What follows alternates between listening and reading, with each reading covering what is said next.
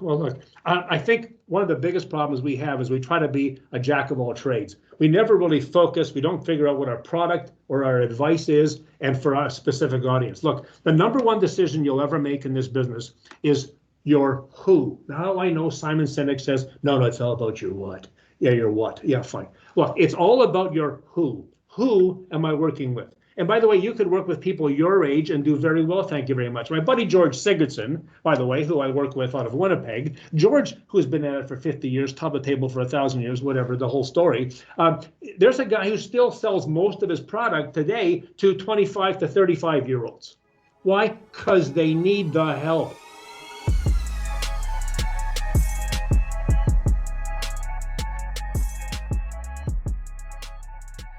Thank you, everyone, for joining us. We have today our episode 8 of The Interesting People You Meet, and joining us is Jim Ruta. And the really interesting story on how I first met Jim about 10 years ago. Again, he probably won't really remember shaking my hand and saying hi, but he was a keynote speaker at an event in Toronto where they flew out advisors who were 5 years or younger in the industry and had achieved some level of success. So they sent us up to Toronto to hear a great legend speak in the Canadian insurance industry, and Jim was one of them. And now he's sitting here on our podcast. So this is it's an amazing day. I'm super pumped for this conversation. Brief intro for Jim. Van Mueller says, Jim Ruta is one of the best business coaches in the world. He helps me think better. What Jim offers is vital at a time when so few are taught the skills necessary to achieve at the highest levels. Jim will show you how. Jim is Canada's leading life insurance thought leader. A former successful agent and manager, they call him the re-energizer because he ignites the motivation to be successful in new and experienced advisors and managers alike. It comes naturally to Jim because he's one of the rare advisor coaches who's speakers who learn the art of high performance from actual experience as both a successful agent starting at age 22 and operating 2 general agencies as a manager of one of Canada's largest insurance agencies with 250 agents and 15 managers in the heart of Canada's financial district by age 40.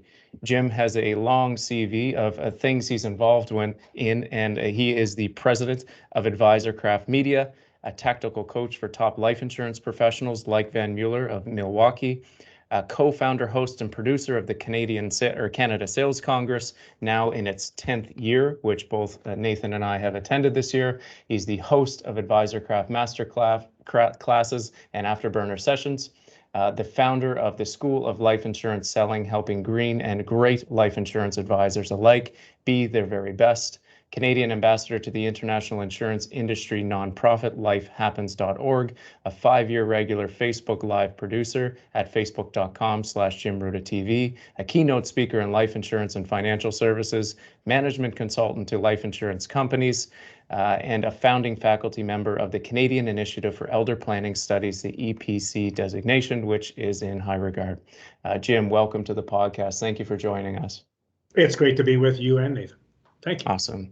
Jim, certainly a long background of helping many advisors across the world really grow their practices and themselves as people to serve those that we serve every day. How did you get to where you are professionally now? What is your story? Well, look, it's interesting.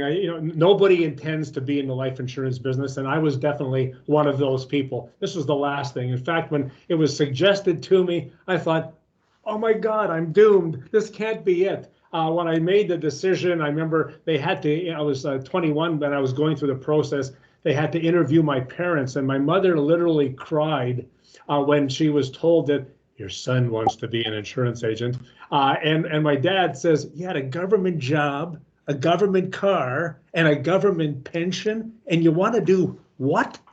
But it appealed to me, the idea of responsibility and taking care of that responsibility for families. It really mattered to me, and that was what I started doing with the old Mutual Life of Canada. Mike Fisher was my manager going back many years, and it was the beginning of a lifelong love affair, really, with this business. Someone told me years ago, frankly, Nick, that if I had shot my branch manager that day that I joined, I'd have been out by now.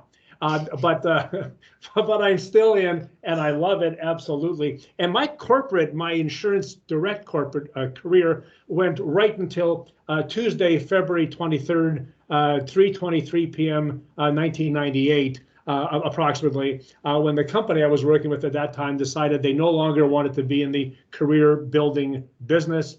And they said, Jim, we don't know how the heck we're going to live without you, but starting in about 3 minutes, we're going to find out. And that was the end of it. And that's when I ended up moving on to other things. And as you mentioned, I was involved with creating a couple of MGAs. One of them is still a major player in this country. And by 1999, December 16th, 1999, I incorporated Advisor Craft and have been consulting, coaching, and producing material to help advisors ever since. That's amazing. And I've been watching some of those videos over the past number of years, and they've helped quite a bit. Jim, you have an incredible energy every time I see you speak on your Facebook Live or even just here today. You seem very energized. So what is it that keeps you going? What makes you excited to get up and do what you do every day?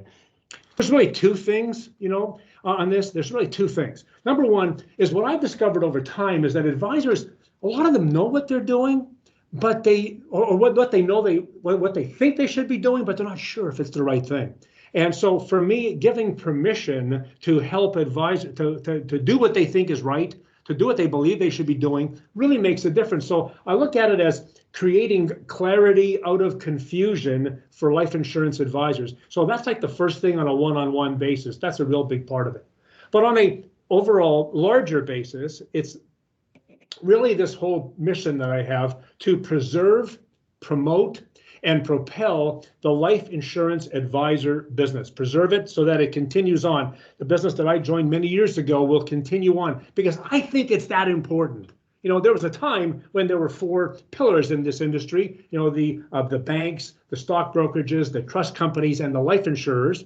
And then over time, those things got commingled, and I know probably in the 80s and then certainly by the 90s, then everybody was cutting everybody's grass. Everybody knew everything about everything, which in fact they didn't. And they just what that meant was you get sort of a lot of average going on, average being, of course, the best of the worst and the worst of the best. So that's what you had. But I think that the job to have life insurance as a pillar of the financial advice business for consumers in this country and indeed all around the world, and I work, right around the world, is really the thing that advisors need. They need that independent insurance advisor advice, the insurance agent advice in my business. So to preserve that business, to promote it as the solution to those what I call essential financial security needs, I think that's a huge part of that. So preserve, promote, and then finally to propel, to help them be more successful, to be more helpful, because as I know, when you help more,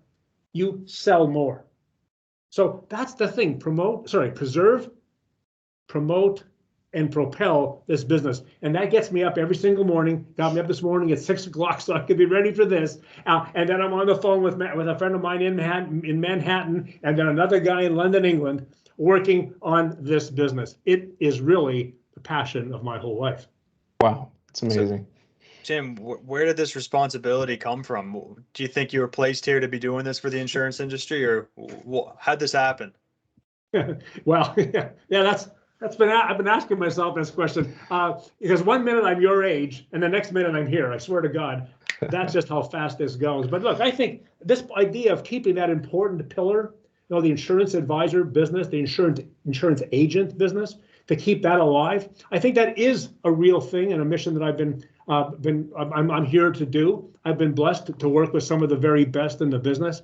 My buddy Gordon Setchell, God rest him, died in 1988, a long, long time ago, was one of those sort of salt of the earth believers in the value of life insurance and helping people take care of their family's essential financial security. He instilled deep belief in me, even more so than I already had. And then I've met and worked with some of the greats in the industry, or connected with, guys like, I met Ben Feldman. I coached Marv Feldman a little bit, but and think about this.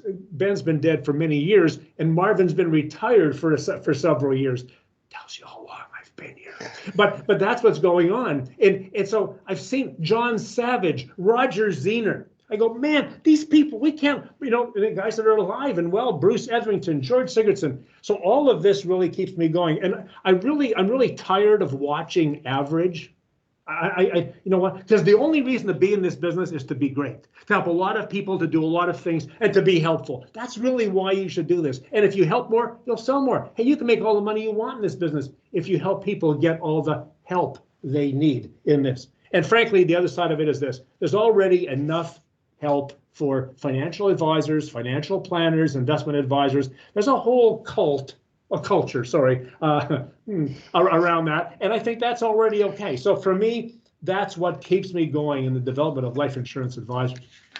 Right. And it's clear you're very passionate about this industry, and obviously you're passionate enough to write a couple of books as well. So you're an author. Tell us a bit about the books that you've written and what they're all about. Sure, no problem. I give you a quick, the Reader's Digest version, so to speak. Yeah. Look, I wrote my first book probably 15 or 16 years ago, and it is called Expert Identity Marketing. And this was my basic look at focus as being the key differentiator between average and awesome, between mediocre and magnificent. Focus was the key. And so that's what that book talks about, how to focus, how to market yourself so people buy like crazy was the subtitle of that book. And it's still available on my website, but it's a classic about focus and how important that is. And I get a kick out of people who just bought the book and they send me notes and say, I can't believe, where did you get this? And I said, well, probably 1979, probably I picked that up, but I keep selling it to people and it's working out. But there's the first book, and I wanted to get that one message out. And then I've subsequently written other books. This book, How to Win Sales and Increase Profits, that I got through, it was a sort of a curation and sort of an aggregation of my columns from insurance-journal.ca, the Insurance Journal magazine. So my columns in there. This book's 10 years old. We've sold more than 20,000 copies. It's a Canadian bestseller. And again, we curated those into several categories. And we said, I wanted people to be able to pick up the book and go, I just want an idea. And so literally you can go to the book and you can open it up and there's going to be a story here. Well, there you go. Every page has got another idea on it. And that's what I wanted. I wanted to say, okay, I'm kind of flat right now. Let's see what Ruta has to say. How do I maintain sales momentum? That's what I need.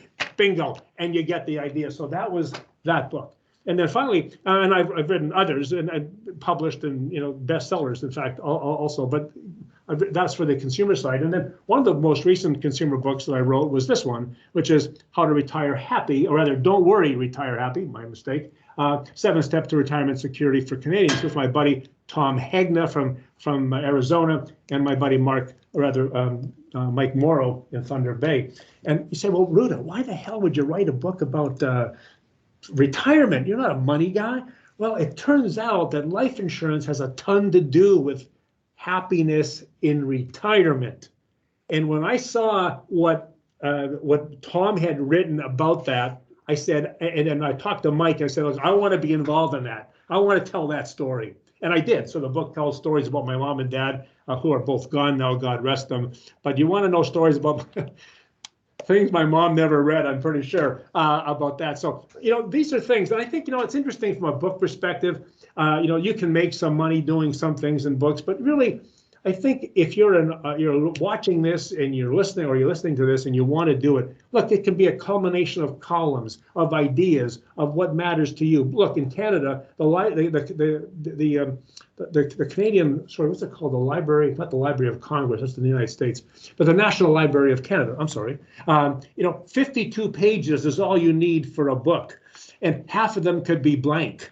It's not as hard to create a book as you want, but it becomes your brand, it becomes your business card, and you can do it. Heck, if I can do it, you can do it. And in fact, I've written books for others as well on that same basis. But it's been a thing about getting my story out, and that's, Nathan, really what I wanted to do. Gotcha. Wow. That's pretty cool, Jim. As we're growing our practice here in Atlantic Canada and now across Canada, fortunately, I'm running into other advisors who seem to have grown up in the business. They're saying, my dad was in the business, my mom was in the business, I've inherited the business, etc. And I'm just curious, does it take inheriting a business or being part of a family that has been in the business for years and years to be successful, or are those who are truly successful ones who build it from scratch, or is there some sort of combination? What have you seen in your years of experience? Wouldn't it be lovely to grow up around the life insurance business and have a big book of business dropped into your lap at some point? Yeah. Wouldn't that be special? Wouldn't that be just great? Here's the point. You don't need to do that. And in fact, the concern that I have with that, and this is a trend in the industry. Look, I have friends who do this as brokers of businesses. So I know this aspect quite well. And some will argue with me about this. Well, Jim, these people need service. But here's the problem. You buy a book of business, you end up being a caretaker of the business. You're not a creator of new business. You're recycling money. You're not finding new money. That bothers me.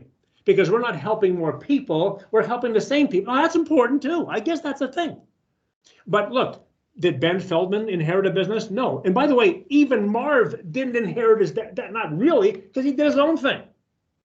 And the greats of the business, even to this day, the greats of the business have learned to do this. You see, you need to learn how to create a book, not how to buy a book. You need to learn how to prospect. You need to, and if you can do that, you can create the clientele of your dreams. You buy a book, you inherit all kinds of trouble, what I call embedded liability. You don't know what people said, why they said it, how they did it, why they bought. You have no idea. And then one day, boom, that stuff could drop on you. But if you create it from yourself, you have the clientele you want, you can work with them, and you can grow with them.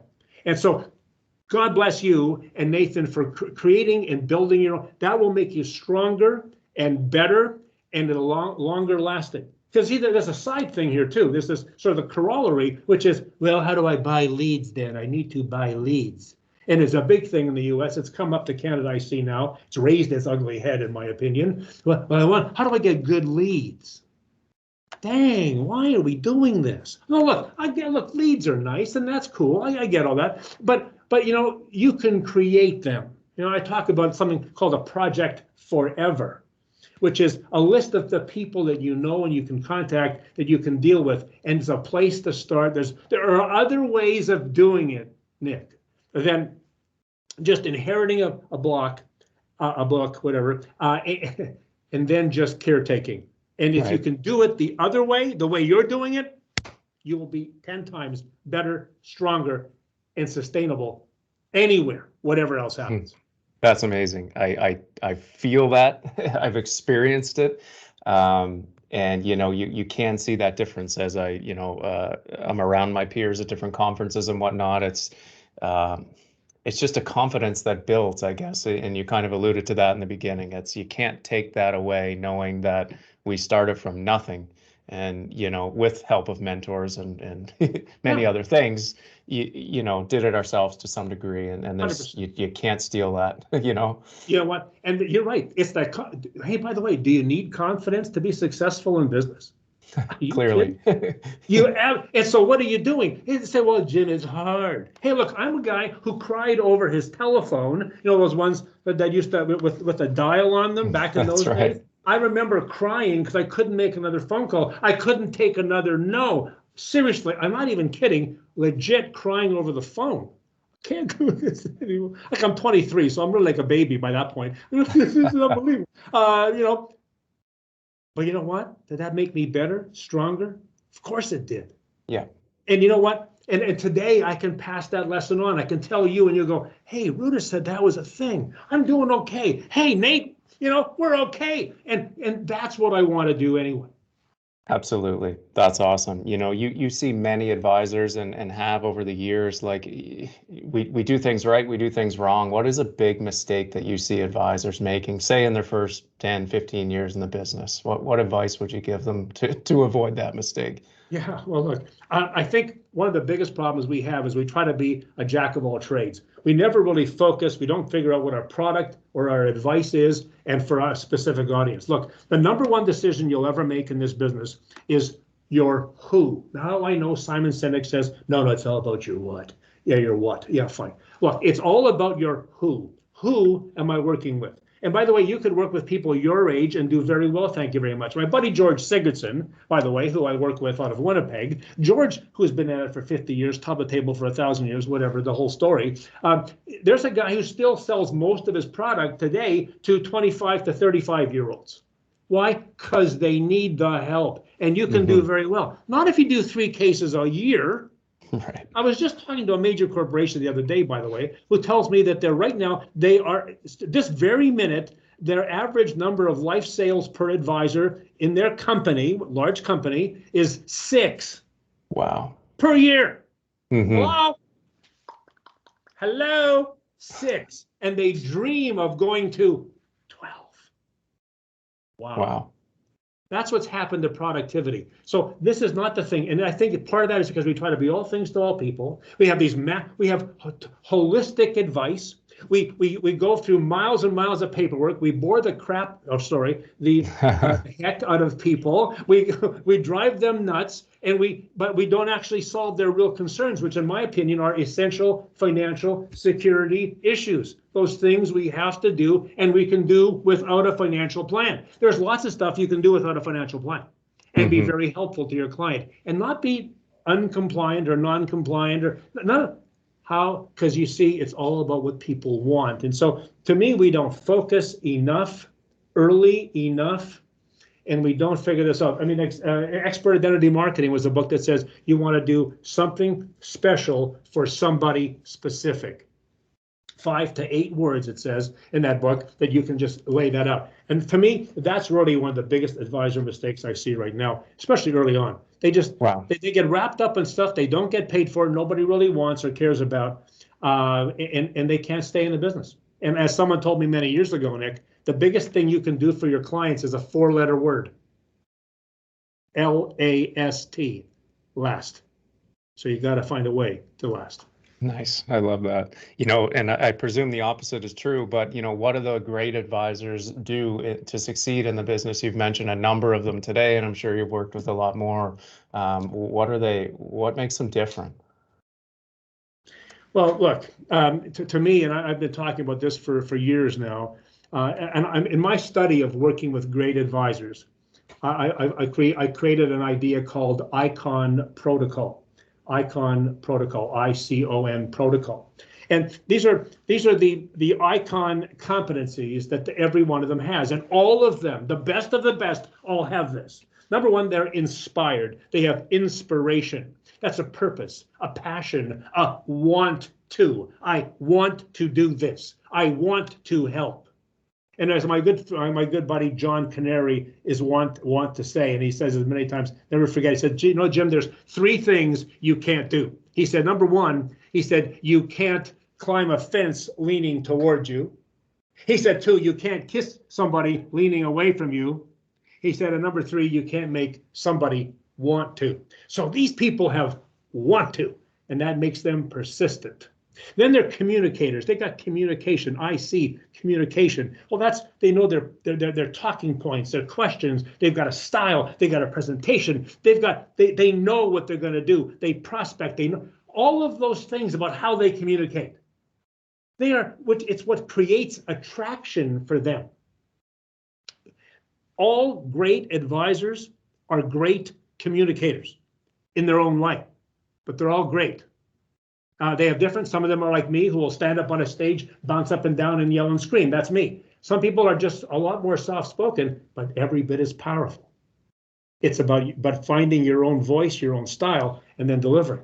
The third thing I've noticed is that they all have what I call organization. That means they know their business model, how they make money. My buddy Mark Halperin years ago under illnessprotection.com, it was a great way to get people in the door. Not everybody bought illness protection / critical illness. but they would be coming in on some basis, and then he would go from there and work with them, and did an extraordinary job, built an amazing, one of the top businesses in this entire country.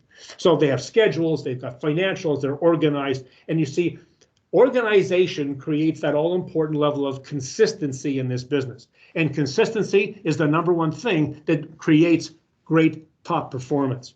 And finally, the third level, the ICON, so inspiration, communication, organization. And finally, the fourth one is numeration. What is that? Well, that's the goals, the activity measurement, the reporting, the results reporting, all of those things. And numeration, counting, setting goals, setting targets, watching what you're paying attention to the numbers, financials and other ones. Activity specifically. All of that is what creates improvement.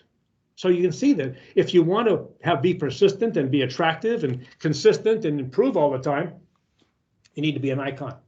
Inspired, communicating, organized, enumerated. That's just the way it goes.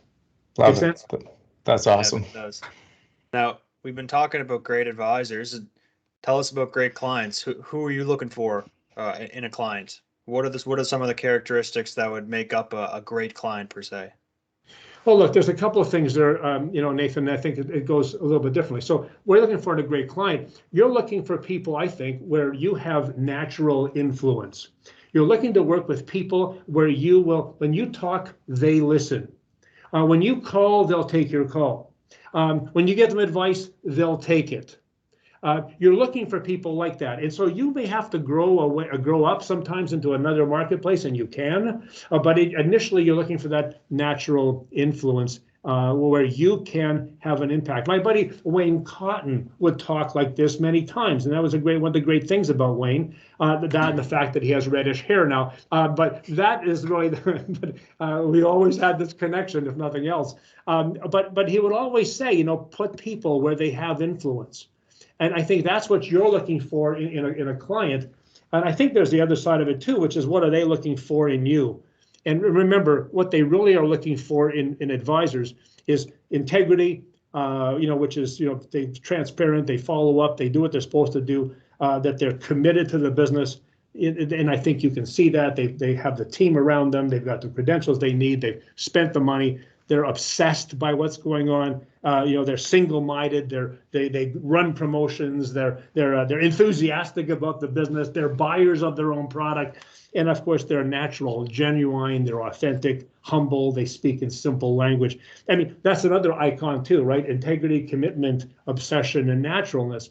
So that's what they're looking for in us, and we're looking for the right kind of people. And you know what? There's a great line in this business that I learned from my buddy Brian McMillan many years ago. Can't have to give him credit because it's just the best thing I ever heard. I'm just sorry I heard it after I got out of being an agent, but it was a great line. What is it? It was that the key to success in this business is SW, SW, SW, SW, SW. Next, some will, some won't. So what? Some are willing, some are waiting. Next. And of course, no means next. And you've just got to realize that this really is a numbers game. And you never know when people are ready to hear you. You just don't know. The only way to find out, by the way, is to keep checking. Lots of sales are made years later from the initial contact. Anyway, I'm blathering on here, but no, that's good. And like when we find these perfect clients that we talk about, and obviously not all of them are going to be perfect, but when we find these clients and we sit down with them, what do you think that life insurance agents should be talking to their clients about that maybe they're not doing now? Well, look, on the insurance side, and that's really all I want to talk about, is that sort of the aspect of this I think is important. And when I say insurance, I'll go back to that line of mine, essential financial security ideas. So they're essential financial security. The things, the products and services you can buy, you can prepare for yourself, that protect you from those things that really that are crucial to life going on the way you want it. So I'm talking about that sort of thing. And the number one thing there tends to be life insurance. And the thing I think about life insurance we don't hear enough of is it kind of relates to this. I have a piece about this. That's one of my articles I've written, but called "The 3 Ways Prudent Investors Use life insurance. The first two ways everybody understands, and I think first two ways most people will talk about, not really a problem. They talk about it all the time. It's that third way nobody talks about. So let me tell you the first two. The first two are what I call short-term tax-free cash at death. This is mortgage insurance. This is survivor's income insurance to provide get your kids out of college, to get your wife to retirement, whatever the deal is. It's short-term tax-free cash at death, and I use that tax-free cash at death idea because it's really an idea which I won't find. Yes, I will find the book out of this book here. If you want a book, here's a book that costs a fortune on the internet. The Broad Concept Approach by Hal Zlotnick, CLU out of Vancouver. And that's where they say you don't talk about what life insurance is, about what it does. Well, it provides cash at death. That's just tax-free cash at death. So short-term tax-free cash at death for those things that have an expiry date, and then longer-term tax-free cash at death for those things that don't really expire until you do. So, for example, taxes on the condo, or rather that's extra condo you've got, taxes on the cottage, camp, chalet, cabin, whatever you call it across the country, never fashion. Those taxes are always there. The back end of a RIF, RRSP, that sort of thing when mom and dad are both gone. And it's a big deal. It's a big deal. But that's a long-term tax-free cash at death. And that's really, non-par whole life, T100 kind of thing. But there's a third way most people don't talk about, and that's what I call long-term tax-free cash for life. What's that about? Well, that's about using the magic of life insurance to create a fixed income, non-correlated foundational asset that you can use to draw money out and prepare. Now, again, with some of the great companies that we've got working with us in the industry to use to collateralize that stuff. You take the money tax-free out of those contracts. The money, grows tax-free. It only goes up. It's vested every year. There's a whole bunch of great stories. I don't think people tell that story. You know what? Well, we're going to do a holistic financial plan, and we're going to get buried into 6 hours of planning and make our prospects want to poke their eyes out because it just brings tears to my eyes just thinking about how much heavy-duty labor is involved. So I know it's a long story, but that's to me, that third way, big issue, and it would be a huge opportunity. And by the way, that's where so many of the largest sales are made in this country.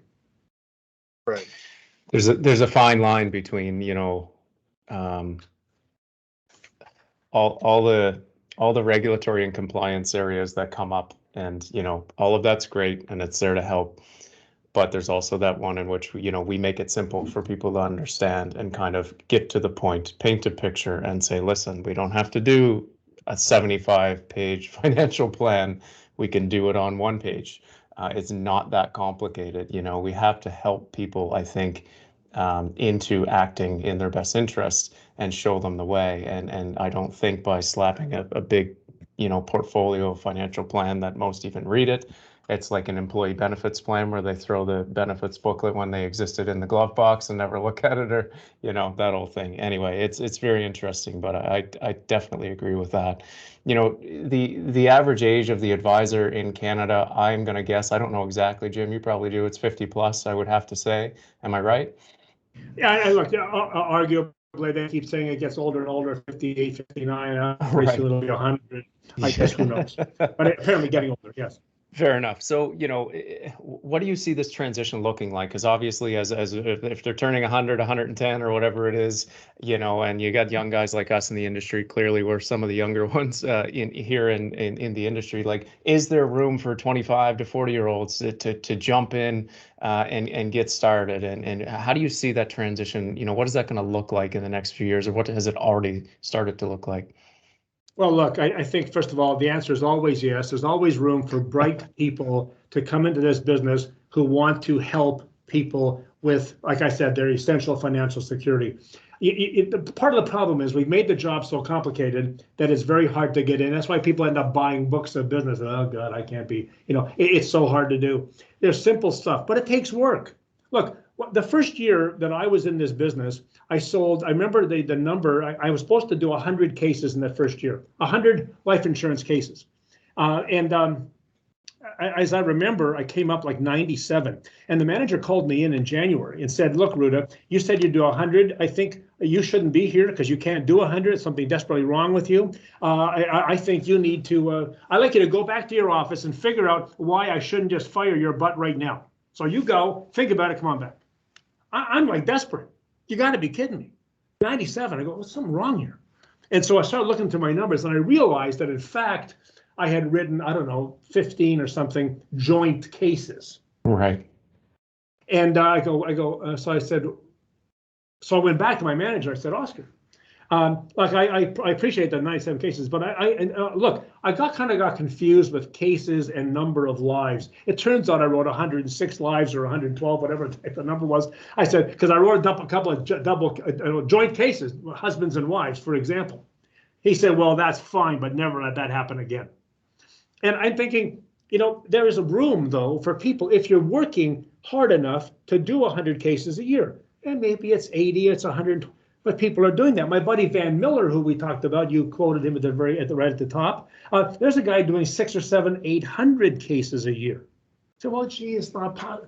No, anything is. You'd be surprised what's possible if you thought about it. So, to me, there's lots of room for that sort of thing. I think the transition, I think the opportunity for somebody 25 to 40 coming into the business has never been greater. I think the need has never been bigger. I think guys that are my age are looking for people your age to help me into my old age, so to speak. So are you kidding me? The job has never been more important, never been more valuable, never been just more useful to the average person than right now. There's never been a better time to be in the business.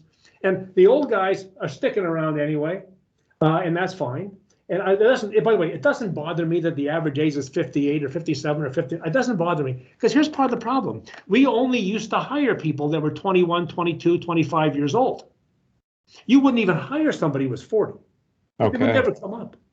This idea of hiring job changers, that happened in the last 30 years, but going back 40 years, or even 30 years, but even not even that far, 25 years anyway. So my point being is that the reason the average went up is we stopped adding young people to the math. So it had to go up, even if we were recruiting more people, because we were bringing rookies in at 51. Right. So, I mean, look, I'm not a math genius, but even I can figure that out. That if you keep bringing old people in, the average is going to get older without people actually getting older. Clear. You know what I mean? Awesome. Yeah. That's inspiring. Nick obviously was just talking about young advisors coming in, and I was just curious, what do you think young advisors could do to 3x or even 5x their business, and how's a quick way to get jump started? Any advice there? Yeah, look, absolutely. First of all, I think you look at yourself first. You say, what can I do with me to make me better? Whether you're going to 3x it or 5x it or 10x it, there's a way to do this. And I think you want to dig in. You want to decide that you're committed. Do you know how many people I know who are part-time in this business?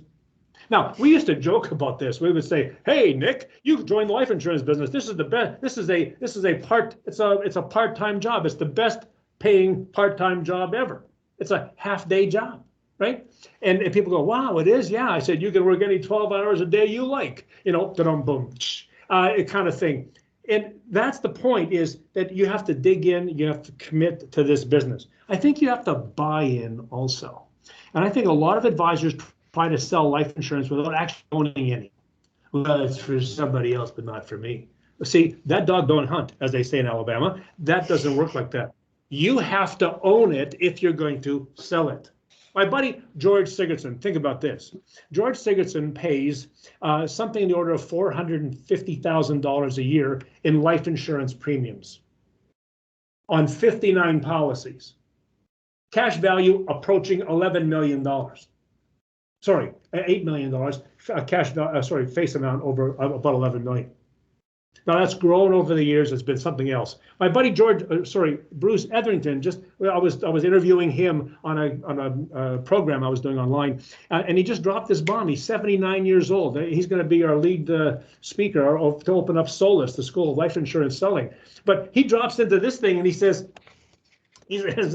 He says, I just bought a $4 million policy last year for $400,000 a year. And then he kept on going. So, what? You did what? So I just bought a $400,000 annual premium. He's 79. I said, you're 79. What the hell's wrong? Why would you do that? He said, you have some idea the kind of money I make. I said, yes. He says, well, I have to find a place to stash the cash. And it's a $400,000 annual premium for 10 years on a $4 million face amount. That's not his first one or his 10th one. He's got a lot of insurance, but he qualified for another $4 million. He says, and by the time I'm only 89, I love this guy. He says, I'll only be 89 and I'll have all my money back and then some. And my face amount will double over time. He says, this is great. Look at the good things I can do with that. Wow. I'm just thinking, you got to be kidding. So I tried to convince one of my clients, my coaching clients, to do this for like 2 years. Well, I can't do it. That's so expensive, Jim. I said, if you try to sell $20,000 premiums and you don't have a $20,000 case, you'll never have the guts to do it. So he finally goes for it. I hold his hand. I walk him into the deal. He does it. And he's like scared the entire time. Well, I don't know. It's a lot of money. What if my wife finds out? It was just crazy. In the next 6 months, he sold 6 policies just like that. Wow. Because he owned it. So you want to 3 times it? Maybe you should 3 times what you own. There's an old story that says, that you will sell in a month the premium you own that you pay per year. Whether that's true or not is one thing. But think about it if that were true. And by the way, it's remarkably true. You pay $1,000 a year, you don't really sell a lot of insurance. You just don't. But you can afford it. By the way, in the first year in this country, if for insurance you buy on yourself, it scarcely costs you anything anyway. The tax-free, I know there's limits on all of this, tax-free commissions. You get commission on your own sale. It's equal probably to the premium and then some. How exactly do you lose? Try it. Give it a shot. And that's one way to really multiply your income. And of course, I think a lot of people, like a lot of great sports figures, if you want to be great, you need a coach to help you figure that out. And it doesn't have to be, it could be anybody who can give you the right sort of advice. Remember, there's different advice in this business. If you're going to be a life insurance advisor, you want life insurance advisor advice. Guys? Yeah. Wow, that's awesome. Nathan, I think you experienced that today, actually, earning what you purchased this month. So, on a smaller scale, but that's pretty cool. Jim, are most successful advisors highly educated, or are they just great with relationships? Well, here's what I've discovered. They're both. Okay. What I've discovered is the best advisors are ridiculously bright about a lot of things. Now, there's an irony here too, a little bit of a twist on this. So I'll tell you this: you got to be bright enough to understand what's going on. And I know some people in this business with PhDs. I'm not kidding, and they earn them in the business. Like I'm talking about a legit PhD, smart. Mm-hmm. Ridiculously smart people. Some people can be too smart for their own good, and then they kind of overthink everything. So that's a danger. You can overthink stuff. Right. That's what kept me in the small money for a long time. I like to think of myself as being relatively bright. But that didn't help me. The guys that were just I recruited a guy in the business many years ago. It was a Philadelphia Flyer hockey player. Did hockey night in Canada. Won a couple of Stanley Cups back in the 70s, in mid 70s. Gary Dornhofer. Now Gary, bright enough guy, but he wasn't so bright that he would think up new ideas to do. He would just do what I told him, which is exactly what his coach used to say. Freddie Shiro, one of the great coaches of all time, would say, "Dorney, do X." Dorney would execute. Same thing I did with him. Dorney, go out there, ask these questions. If you get into trouble, phone me. And he would. MDRT in his first year, coming off of really no financial background at all. So yes, you have to be bright enough to do this. Some are ridiculously bright. But they also know that success in this business is not about managing money. Success in this business is about managing people. and working with people. Money is secondary. And so that relationship stuff you refer to is absolutely critical stuff. That's why advisors with good emotional intelligence, EQ, do very well, because they understand what people are going through. They don't just sort of, fact, you should buy. It's not about that. Remember, this is a business where nobody needs any life insurance. Nobody needs anything. No law in any jurisdiction with which I'm familiar that says you have to have it if you're a male 45 with 3 kids under the age of 12. No rule, none. It doesn't happen. It's not about what you need, it's about what you want. So the question that advisors have to ask is, what do you want? And when you know what they want, you can show them what they need to get what they want. Not that complicated. But it's also not that common either, which is why I'm still here. Nice. And I'll keep doing this until you guys get it. That's amazing. You mentioned the School of Life Insurance a couple of minutes ago. So what is SOLIS? I know it's new and fresh, I believe. So can you tell us a little bit more about it? Yeah, I'm pretty excited. I got this little logo up here someplace on the background. But yeah, SOLIS, School of Life Insurance Sales. What we're trying to do here is to help you, whether you're green or you're great, be better. And I think anyone can learn to be better in this business, and when you're new. And what bothers me and what continues to bother me is how little some advisors know about what they need to do to be successful. They can't sell. They go, well, Jim, I'm an advisor. I'm not a salesperson. And if you want to watch my Facebook Live, just dig me up on Facebook and you'll find my last one about exactly this topic.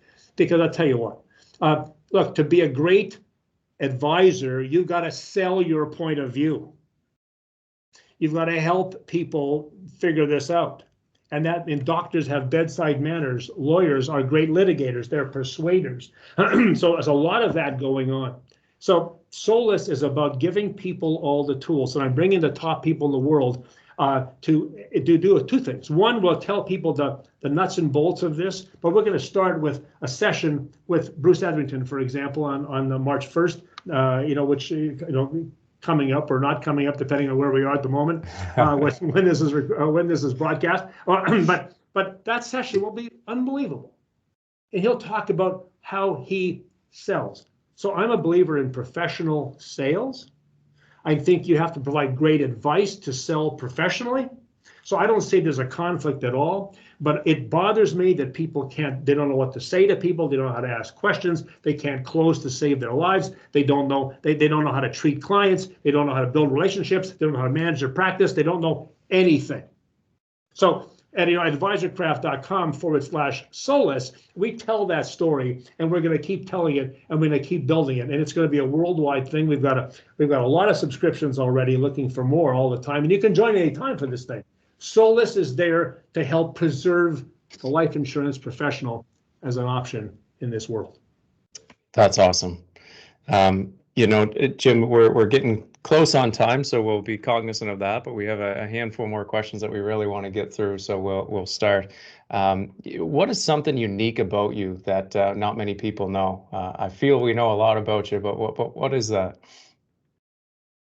Well, look, there's sometimes on occasion I have a talk about stuff that people don't know about me, which just makes me cry. But let me just tell you this. There's a few things that are kind of interesting that gives you a different perspective on who this guy is. Number one is I spent the first 6 months of my life in hospital with a suspected case of polio. They thought I was going to die and that I wouldn't survive. And because of the power of prayer and my mother praying her little heart out, after about 7 or 8 months, and multiple brain surgeries and the rest of it, I survived. So that's a sort of a sad story about this little boy that I was back in 1955 and 56. Beyond that, I was a qualified emergency medical technician. I was a special constable with a badge. I'm a licensed private pilot, and I used to be an alpine ski instructor. Wow. So I've done my share of stuff like that, and the fact that I no longer have knees. I used to teach water skiing too, water ski jumping of all things. The fact that I have no knees is at the moment is pretty much proof to all of that. So clear. I'm not sure if that's what you were after, but that's kind of me. Wow, interesting. Now, Jim, going back to Solace and kind of seeing that obviously advisors are going to be going to you for advice in their career, or people like you. Who do you go to get this advice? And yeah, who do you learn from? Yeah. Oh, look, I've always depended, and I've always talked to a lot of people. You always kind of go up the ladder and say, okay, who's been there and knows what I do, and can help me do what I'm doing better. And I look back at a lot of people who have been like that with me. A guy like Ross Johnson, who used to be president of Prudential of America in Canada, and president of New York Life in Canada, and president of National Life in Canada. And Ross, God rest him, passed away a year and a half ago, I think. Now, a wonderful man. It was a guy that I really looked to. My buddy John Canary and I, John Canary, Bob Proctor, Bob, who's just passed on, God rest him. Apparently, everybody I looked at, I worked with, died. So it's just a lesson for you all. And I'm sure that everybody I talk to today will die too, but hopefully not soon. But so I've looked at people like that. I've had a great priest friend, my friend Peter Coughlin, Monsignor Peter Coughlin was like a brother to me, a man that I loved deeply, and he's also gone. But I got to tell you something. I've found some of the best help in my world has really come from my wife, Rhonda. She has been somebody that I can always talk to about stuff and bounce ideas off. And her perspective and mine are so different. It's really very valuable to me because I have my own ideas, and staff and people will say to me, they kind of tell me what I want to hear. Rhonda just kind of responds the way she thinks, and it's perfect because it gets me going. But I think you want to look. I've always looked up to people, looked up for the right kind of advice. I have had coaches, speaking coaches, worked with some great people over the years, and still consult with a lot of them on a regular basis. And I got to tell you something else. I learn a ton from my clients. The fact that I'm talking to them all the time makes a huge difference. That's awesome, Jim. Nathan and I love to read, and I'm suggesting a number of books to Nathan as we develop our relationship together. So I'm just curious, has reading played a part in your life? And if it has, do you have a couple of books that have greatly influenced your life? Yeah, look, yeah, of course. I was one of those guys that had a massive library in my office of little paperbacks, and part of the day when you could be subscribed to book clubs, and I used to buy everything I could come up with and read everything. So I don't think you can overdo that. But I look at the books, when I saw, as you think about that kind of question, I look at the books that have really made a huge difference to me, and I'm telling you, these are old classics in this industry. This is a book here that's been very helpful. I don't know why this color, but Think and Grow Rich, an awesome book, made a huge difference to me. Here's a book you'd say can't be, it's like a joke, right? No, big book on sales, Dale Carnegie's How to Win Friends and Influence People. What a book. Amazing. Again, classics. This is written in the 30s. Think and Grow Rich the same way. Now here's another one, of course, How I Raised Myself from Failure to Success in Selling by Frank Bettger. Frank Bettger, crazy good book about the value of enthusiasm and beyond that. And then I got to tell you something, and anybody who knows me knows this to be true. My faith is very important to me, and I tell you something, I get a ton of inspiration, direction, and comfort in the Holy Bible. So that's just the truth for me. And those books, and really, honestly, I would highly recommend. You pick your religious book, I suppose. That's one thing. But Think and Grow Rich, how to win friends, influence people, and how I raised myself from failure to success in selling, hugely important. And you need to keep reading stuff like that to make it just fortifies your energy and your enthusiasm. I love it. I own all four of those books that you just mentioned, I guess. And yeah, they're amazing. I frequent them quite a bit. That's great. Now, Jim, just before we go, I'm just curious because you've been in my shoes, and I just want to know one piece of advice that you'd give to a new advisor starting off in the insurance and investment industry. Well, look, great question. And it's interesting to me, but I'm reminded of some advice that was given by Confucius many years ago, although likely not in English. And he says, when you find something you love to do and at which you excel and for which you are well paid, you never have to work a day in your life. And that's the kind of focus I think you want to find. You want to find something that you love to do, something that you are very good at, and something that you can get well paid to do. There's a philosophy called Ikigai, which is a kind of a combination of that and something else, what the world needs. Look it up, Ikigai, I think. It's a Japanese philosophy, but it really relates to that. If you can do that, you'll never have to work a day in your life. And this job is exciting. You know, my wife would say, I said to my wife, well, hon, I'm going to work. She says, don't lie to me. That's not work to you, and you know it. It's not, which is why there's a lot of people my age have long since retired. Retire from what? I love this. I am so blessed and honored to be asked to do this by someone like you and Nathan. You guys have been amazing, and I'm just so. If the good Lord gives me more time, I'll be here. You know, I look at it this way. Often when the hearse pulls away from the church, years from now, God willing, they'll say, "Well, I guess that's it. Ruta's finally retired."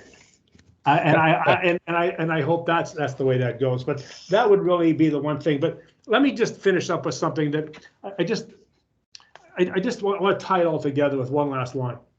You know, and sometimes people will ask me, really, you know, what really makes the difference between mediocre and magnificent? What's that one thing that really makes the difference?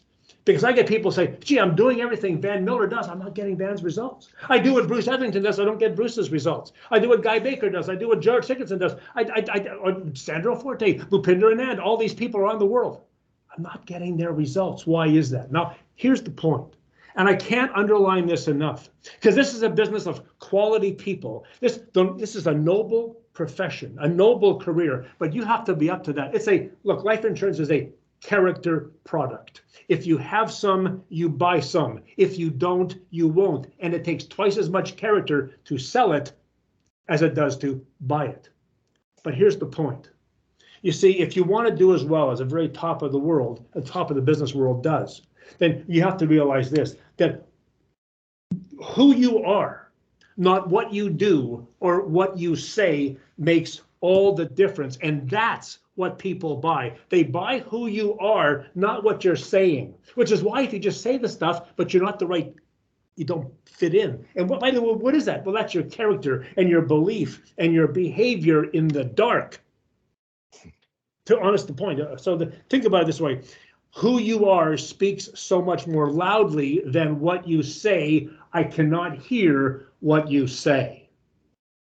And so that's why I am so interested in this business, and to get more people, quality people in who believe in the future, believe in their clients, and believe in the people they work with, who want to help, and who believe that they can make a difference in this world, maybe just one prospect at a time. Perfect. Guys? Thank you, Jim.